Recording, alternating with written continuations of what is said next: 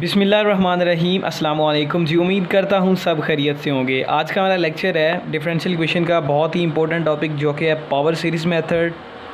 Question आता है use the power series method to solve the differential equation. तो ये बहुत ही इंपॉर्टेंट टॉपिक है हमारे पास आज का। तो इसके लिए आपको कुछ स्टेप्स बताता हूँ जो कि आपने माइंड में रखनी है, तो आप इजी से पावर सीरीज़ मेथड को यूटिलाइज़ करते हुए आप डिफरेंशियल इक्वेशन को सॉल्व कर सकते हैं। स्टेप वन इसका ये है कि राइट पावर सीरीज़। ये हमारे पास पावर सीरीज़ होती है y is equal to n is equal to 0 से इन्फिनिट तक सी एन एक्स की पावर n। ये हमारे पास पावर सीरीज़ होती है। स्टेप नंबर 2 में आपने ये करना होता है take derivative of power series. के पावर सीरीज़ के आपने डेरिवेटिव फाइंड आउट करने होते हैं। इस पावर सीरीज़ के आपने डेरिवेटिव लेने होते हैं। कहाँ तक डेरिवेटिव लेने होते हैं? जहाँ तक हमें डिफरेंशियल इक्वेशन दी होती है। सेकंड ऑर्डर डिफरेंशियल इक्वेशन है, थर्ड ऑर्डर डिफरेंशियल इक्वेशन है, या फिर फर्स्ट ऑर्डर डिफरेंशियल इक्वेशन है। अगर सेकंड ऑर्डर डिफरेंशियल इक्वेशन होगी तो इसका मतलब है कि इसका हमने फर्स्ट डेरिवेटिव भी लेना है और इसका सेकंड डेरिवेटिव भी लेना है। स्टेप नंबर 3 में ये करना होता है कि put all derivative in original equation. जितने भी आपने इसके डेरिवेटिव फाइंड आउट करने होते हैं वो आपने ओरिजिनल इक्वेशन के अंदर पुट कर देने होते हैं। स्टेप नंबर 4 में ये करना होता है कि solve the equation at the power series and find reference relation. कि जो आपने डेरिवेटिव निकाले होते हैं आपने ओरिजिनल इक्वेशन के अंदर पुट करने हैं। पुट करने के बाद पावर सीरीज को ऐड करना है और ऐड करने के बाद आपने रेफरेंस रिलेशन फाइंड आउट करना होता है। स्टेप नंबर 5 में ये करना होता है कि put value of k in reference relation to find the value of c in the form of C0 and C1। आपने जो रेफरेंस रिलेशन फाइंड आउट कर लिया उसमें आपने के की वैल्यूज़ को पुट करना है और पुट करने के बाद आपने सी की वैल्यू फाइंड आउट करनी है। वो जो सी की वैल्यूज़ आपने फाइंड आउट करनी है वो आपने इन दी फॉर्म ऑफ C0 और C1 की फॉर्म में आपने वो फाइंड आउट करनी है। इसके बाद स्टेप नंबर जो 6 है उसमें आपने ये करना होता है कि put all value of c in power series solution. जो आपके पास पावर सीरीज सॉल्यूशन होगा उसमें आपने सी की वैल्यूज़ पुट कर देनी है और उसके बाद आपने C0 और C1 वाली वैल्यूज़ को अलग कर लेना होता है। इस तरह आप बड़े इजी से किसी भी डिफरेंशियल इक्वेशन को bye using power series method आप उसको सॉल्व कर सकते हैं। क्वेश्चन आता है कि use the power series method to solve the differential equation. तो हमने इसको सॉल्व करना है by using power series method. ये हमें डिफरेंशियल इक्वेशन दी है y double derivative plus x y is equal to 0 about ordinary points at x is equal to 0। अगर ये कहा जाए साथ about ordinary points at x is equal to 0 तो इसका मतलब ये है कि हमने इस मेथड से सॉल्व करना जो आज हम सीखने जा रहे हैं। लेकिन अगर कहा जाए कि अबाउट रेगुलर सिंगुलर पॉइंट्स या फिर singular points at x is equal to 0 तो फिर इसके लिए हमने एक और मेथड यूज़ करना है जिसे हम फ्रोबेनियस मेथड का नाम देते हैं। वो हम नेक्स्ट लेक्चर में इंशाल्लाह सीखने की कोशिश करेंगे। तो ये हमें दी हुई है equation y double derivative plus x y is equal to 0 और इसके लिए हमने लेट किया y is equal to n is equal to 0 से इन्फिनिट सी एन एक्स की पावर n। ये हमारे पास पावर सीरीज़ है और इस पावर सीरीज़ को जब हम एक्सपेंड करते हैं C0 यहाँ जहाँ भी n है वहाँ पे हम 0 पुट करते हैं, 1 पुट करते हैं, 2 3 4 एंड सो ऑन। तो जब एक्सपेंड करते हैं तो हमारे पास ये वाली फॉर्म बन जाती है। अब हमने क्या करना है कि ये जो हमारे पास पावर सीरीज़ है ना इसके हमने डेरिवेटिव लेने हैं। कहाँ तक डेरिवेटिव लेने हैं? जहाँ तक हमें डिफरेंशियल इक्वेशन दी हुई है। चेक करें ये हमारे पास सेकंड ऑर्डर डिफरेंशियल इक्वेशन है। तो इसका मतलब है कि इसके हमने 2 डेरिवेटिव फाइंड आउट करने हैं। इसका फर्स्ट डेरिवेटिव फाइंड आउट किया y prime is equal to n is equal to 1 से इन्फिनिट तक। आप चेक करें कि यहाँ पे n इज़ इक्वल टू 0 था, हमने फर्स्ट डेरिवेटिव लिया तो n इज़ इक्वल टू 1 हो गया। सेकंड डेरिवेटिव लेंगे तो n इज़ इक्वल टू 2 हो जाएगा। थर्ड डेरिवेटिव लेंगे तो n इज़ इक्वल टू 3 हो जाएगा। इस तरह से ये डेरिवेटिव के हिसाब से इसका इंडेक्स चेंज होता रहेगा। तो ये हमारे पास n सी एन एक्स की पावर n माइनस 1 आ गया। अब हमने इसका अगेन से डेरिवेटिव लेना है तो हमारे पास ये double derivative n is equal to 2। Check करें ये डबल डेरिवेटिव है तो यहाँ पे हमने 2 लिख दिया। n into n minus 1 c n x की पावर n माइनस 2। यहाँ पे n माइनस 1 था, यहाँ पे n माइनस 2 हो जाएगा। अब हमने क्या करना है कि ये जो फर्स्ट डेरिवेटिव सेकंड डेरिवेटिव और ये हमारे पास जो पावर सीरीज़ है इसको हमने ओरिजिनल इक्वेशन के अंदर पुट कर देना है। ओरिजिनल इक्वेशन हमारे पास ये वाली है y double derivative plus x y is equal to 0। इसके अंदर हमने इसको पुट कर देना। ये जो हमने वैल्यू सारी निकाली अब चेक करें y double derivative plus x y is equal to 0। y double derivative की वैल्यू हमने फाइंड आउट कर ली, ये पड़ी है, प्लस x इंटू वाई की वैल्यू हमारे पास ये पावर सीरीज़ में पड़ी हुई है। अब ये वैल्यू हमने पुट कर दी। पुट करने के बाद यहाँ पे चेक करें प्लस x इंटू दिस आ गया। अब ये x है और एक ये x है। यहाँ पे x की पावर 1 है और यहाँ पे x की पावर n है। दोनों की बेसिस सेम है, आपस में ये मल्टीप्लाई हो रहे हैं, इनकी पावर ऐड हो जाएंगी। तो यहाँ पे x की पावर 1 है, यहाँ पे n है, तो ये x की पावर n+1 हो जाएगा। तो नेक्स्ट स्टेप में चेक करें, ये एज इट आ गया, प्लस ये वैसे के वैसे आ गया, और यहाँ पे n = 0 से इन्फिनिट तक cn x की पावर n+1 हो गया। अब क्वेश्चन में करना ये होता है कि ये जो हमारे पास x की पावर है ना, x की पावर ये वाली x की पावर और ये वाली x की पावर, इनको सेम करना होता है, और ये वाले जो इंडेक्स हैं और ये वाला जो इंडेक्स है, इन दोनों को सेम करना होता है, तब हम इन दोनों पावर सीरीज़ को ऐड कर सकते हैं। फिर से सुन लें कि पावर सीरीज़ को हम ऐड कब करते हैं, तब ऐड करते हैं जब इनकी ये x की पावर, ये वाली x की पावर, जब ये पुट करेंगे तो ये वाली x की पावर और ये वाली x की पावर सेम होनी चाहिए, और इसके साथ साथ इनके इंडेक्स सेम होने चाहिए, तब इन पावर सीरीज़ को हम ऐड कर सकते हैं, अदरवाइज़ इनको ऐड नहीं कर सकते। तो आप चेक करें, यहाँ पे n = 0 है, तो यहाँ पे मैंने n की वैल्यू 0 पुट की, तो x की पावर 1 आ गई, यहाँ पे x की पावर 1 बन रही है। तो यहाँ पे चेक करें, n की वैल्यू 2 है, तो यहाँ पे मैंने n की वैल्यू 2 पुट की, तो हमारे पास ये x की पावर 0 है, यहाँ पे x की पावर 1 बन रही है, और यहाँ पे x की पावर 2 बन रही है। तो ये जो हमारे पास, सॉरी, यहाँ पे x की पावर 0 बन रही है।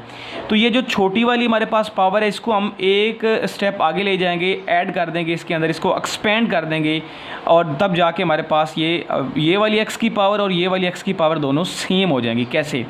यहाँ पे n = 2 है, तो हम यहाँ पे n = 2 पुट कर देते हैं। तो n की वैल्यू 2 पुट की, तो हमारे पास ये c2x की पावर 2 - 2 प्लस, अब एक वैल्यू हमने यहाँ पे n = 2 था, तो यहाँ पे पुट कर दिया। अब n = 2 पुट किया, तो नेक्स्ट जो स्टेप आता है वो n = 3 आता है, तो वो हमने 3 यहाँ पे लिख दिया, n × n-1 cn x की पावर n-2। ये वाली जो टर्म होती है ये चेंज नहीं होती, यहाँ पे चेक करें, यहाँ पे ये वाली चेंज नहीं हुई, जस्ट हमने ये n = 2 वैल्यू पुट की है यहाँ पे। तो अब चेक करें कि n की वैल्यू हमारे पास 3 आ गई, और यहाँ पे हम 3 पुट करते हैं, तो x की पावर 1 बन रही है, और यहाँ पे चेक करें कि n की वैल्यू 0 है, और यहाँ पे n की वैल्यू पुट की तो 1 आ गई। इसका मतलब है ये x की पावर और ये x की पावर दोनों सेम होगी। अब हम इनको ऐड कर सकते हैं, लेकिन अब एक और मसला है, इनके इंडेक्स दोनों मुख्तलिफ हैं। यहाँ पे n = 3 है इंडेक्स, और यहाँ पे इंडेक्स हमारे पास n = 0 है। तो इसके लिए हम क्या करते हैं, अब यहाँ पे इनके इंडेक्स को सेम करने के लिए हम क्या करेंगे, यहाँ पे हमारे पास x की पावर n-2 है, और यहाँ पे x की पावर n+1 है। n-2 को हम k के इक्वल रखेंगे, और n की वैल्यू हमारे पास 3 है, 3 पुट की तो k की वैल्यू 1 आ गई, और यहाँ से हम n की वैल्यू निकालेंगे तो n = k+2। बिल्कुल इसी तरह x की पावर n+1 है, इस n+1 को हम k के इक्वल रखेंगे। n की वैल्यू हमारे पास 0 थी, तो हमने 0 पुट की तो k की वैल्यू 1 आ गई, यहाँ से हमने n की वैल्यू निकाली तो n = k-1 आ गया। अब ये सारी वैल्यू हमने यहाँ पे पुट कर देनी है।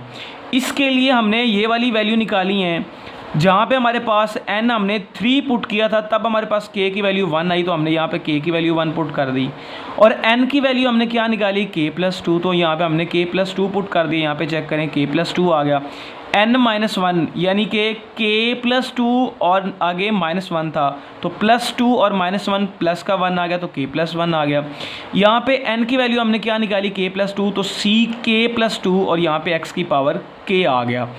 आगे यहाँ हमारे पास प्लस है, तो इन्फिनिट, यहाँ पे हमारे पास n की वैल्यू 0 थी, जब 0 पुट की तो k की वैल्यू 1 आई, तो हमने k की वैल्यू 1 लिख दी। n की वैल्यू हमारे पास क्या आई, k-1, तो ck-1 लिख दिया, और x की पावर k आ गया। अब हम जानते हैं, as we know that now since y double derivative plus x y = 0, ये हमने ये वाली टर्म फाइंड आउट कर ली है, इसको हम इक्वल रख देंगे 0 के, क्योंकि हमने ये वाली टर्म फाइंड आउट कर ली, ये दोनों इक्वल हैं, तो इसका मतलब ये 0 की इक्वल होगी ये वाली, तो हमने इसको 0 के इक्वल रख लिया। अब क्या करना है कि इसमें से दोनों टर्म में से ये वाली टर्म और ये वाली टर्म में से x की पावर k और k = 0 से इन्फिनिट तक, क्योंकि हमारे पास x की पावर k यानी ये वाली x की पावर और यहाँ पे x की पावर ये दोनों सेम होगी, इनके इंडेक्स सेम हो गए, इनको ऐड कर सकते हैं। अब इसमें से x की पावर k और k = 1 से इन्फिनिट तक, इसको हम कॉमन निकाल लेंगे, तो हमारे पास ये वाली टर्म बन जाएगी। अब हम क्या करेंगे, कंपेयर करेंगे x की पावर 0, चेक करें कि इस इक्वेशन में से x की पावर 0 किसके साथ है, तो 2c2 x की पावर 0, इसके अलावा कोई भी नहीं है, तो 2c2 = 0, और c2 की वैल्यू हमारे पास क्या आ गई, 0 आ गई। अब हम इसको x की पावर k के साथ कंपेयर करेंगे। जब x की पावर k के साथ कंपेयर किया तो हमारे पास ये वाली फॉर्म बन गई 0 के आगे इक्वल। अब हमने क्या करना है कि ये पॉजिटिव में और इस साइड पे आ गई तो ये नेगेटिव हो जाएगी, तो ck+2 ये वाली term is equal to minus ck-1 k+2 k+1। तो इसको हम बोलते हैं recurrence relation. This is called recurrence relation. यहाँ पे हमने k की वैल्यूज़ पुट करनी है और c1 c2 c3 c4 c5 and so on c की वैल्यू हमने फाइंड आउट करनी इन द फॉर्म ऑफ c0 और c1। यहाँ पे हमने c की वैल्यू फाइंड आउट करनी है k की वैल्यू को पुट करके, और किस फॉर्म में पुट करनी है, c0 और c1 की फॉर्म में पुट करनी है। k की वैल्यू हमने 1 पुट की तो k की वैल्यू 1 पुट की तो c3 आया। c3 हमारे पास कैसे आया, यहाँ पे हमने k की वैल्यू 1 पुट की तो 1 - 1 c0 ओवर 3.2, ये इसको हम बोल सकते हैं 3 × 2। इसी तरह हमने k की वैल्यू 2 पुट की करनी है तो k की वैल्यू 2 पुट की तो c4 आया is equal to -c1 over 3.4। इसी तरह k की वैल्यू 3 पुट की तो हमारे पास क्या आया, c5 is equal to -c2 over 4.5। c2 की वैल्यू हमने फाइंड आउट की है, वो 0 थी तो 0 पुट की तो हमारे पास 0 आ गया। इसी तरह k की वैल्यू हमने 4 पुट की तो c6 आया। c6 के बाद हमारे पास -c3 over 5.6 is equal to, अब c3 की वैल्यू हमने फाइंड आउट की है, c3 की वैल्यू ये हमने फाइंड आउट की तो यहाँ पे हम पुट कर देंगे तो हमारे पास ये वाली, यानी आपने c की जो वैल्यू फाइंड आउट करनी है वो in the form of c0 over c1 की फॉर्म में आपने फाइंड आउट करनी है, या c0 होगी या फिर वो c1 होगी। इस तरह से आपने c1 और c0 की फॉर्म में c की वैल्यू फाइंड आउट कर लेनी है। अब यहाँ पे चेक करें k is equal to 5, k is equal to 6, k is equal to 7 और k इज़ इक्वल टू 8, ये हमने सारी वैल्यूज़ पुट कर लेनी है। और अब चेक करें कि c1 की फॉर्म में आई ये वैल्यू और इसकी तो वैल्यू डायरेक्ट ही 0 आ गई, ये c0 की फॉर्म में आ गई, ये c1 की फॉर्म में आ गई और ये वैल्यू हमारे पास जो c11 है इसकी वैल्यू हमारे पास 0 आ गई। ये वाला सोल्यूशन मैंने आपको स्टार्टिंग में ही बताया था कि y इज़ इक्वल टू जब हमारे पास पावर सीरीज़ को एक्सपेंड करते हैं तो ये वाली फॉर्म बनती है, ये वाली फॉर्म बनती है। अब आप चेक करें कि हमने पीछे ये वैल्यू निकाली है, c0 की भी वैल्यू निकाली है, c1 की वैल्यू हमारे पास ये तो आर्बिट्रेरी कांस्टेंट है, c2 की वैल्यू निकाली है वो 0 आई थी, c3 c4 c5 6 7 8 9 8 ये सोन हमने वैल्यू पीछे निकाल के आ गए हैं। अब हमने यहाँ पे जस्ट वैल्यू पुट करनी है, c0 और c1 तो आर्बिट्रेरी कांस्टेंट है यहाँ पे, और यहाँ पे c2 की वैल्यू हमने फाइंड आउट की थी, c3 की वैल्यू फाइंड आउट की थी, c4 ये हमने सारी वैल्यूज़ को पुट कर दिया। अब करना ये है कि ये जो c0 और c1 वाली टर्म है इनको अलग कर लेना है। c0 वाली टर्म को अलग किया तो हमारे पास ये c0 था, यहाँ पे c0 आया, यहाँ पे c0 है, इन टर्म को अलग कर लिया। यहाँ पे आप चेक करें c0 c0 c0 c0। इस तरह आप चेक करें हमने c1 की टर्म को भी अलग कर लिया, यहाँ से ये वाली c1 है और ये वाली c1 और ये वाली c1 इनको अलग से हमने लिख लिया। अब हमारे पास ये वाला सॉल्यूशन होता है y is equal to c0 y1 of x plus c1 y2 of x, यानी c0 की फॉर्म में जो हमने वैल्यूज़ निकाली ये वाली, और फिर हमने जो c1 की फॉर्म में वैल्यूज़ निकाली हैं उनके हमने दो सॉल्यूशन इसके लिख। नेक्स्ट पे हमने ये इसके सॉल्यूशन लिख दिए y1 is equal to this, जहाँ पे ये हमारे पास y1 ऑफ x है ना, ये c0 के लिए था, तो c0 के लिए था, जहाँ भी c0 था हमने वहाँ 1 पुट कर दिया तो ये हमारे पास इसका सोल्यूशन बन गया। दूसरा हमारे पास c1 की फॉर्म में सोल्यूशन था तो y2 of x is equal to, जहाँ पे हमारे पास c1 था वहाँ पे हमने 1 पुट कर दिया, तो ये हमने इसके दो सोल्यूशन फाइंड आउट कर लिए। इस तरह से हम पावर सीरीज़ को यूज़ करते हुए डिफरेंशियल इक्वेशन को सॉल्व कर सकते हैं।